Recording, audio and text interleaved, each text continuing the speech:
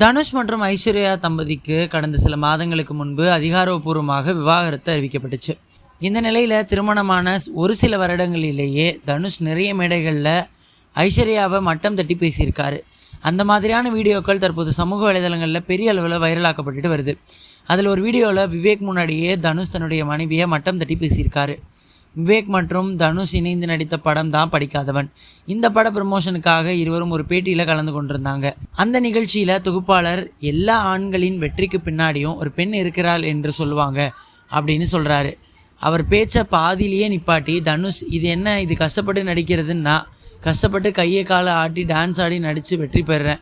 நீங்கள் ஈஸியாக வெற்றிக்கு பின்னாடி பொண்ணு இருக்காங்கன்னு சொல்கிறீங்களே, பின்னாடி இருந்து என்ன பிரயோஜனம்? மறைந்த நடிகர் விவேக்குக்கும் தனுஷ் பேசுவது சரியாகப்படலை. ரஜினி பொண்ணை தான் மறைமுகமாக பேசுகிறார் என்று தெரிந்து விவேக் அதற்கு பதில் எதுவுமே சொல்லாமல் சிரிப்பு மழுப்புறாரு.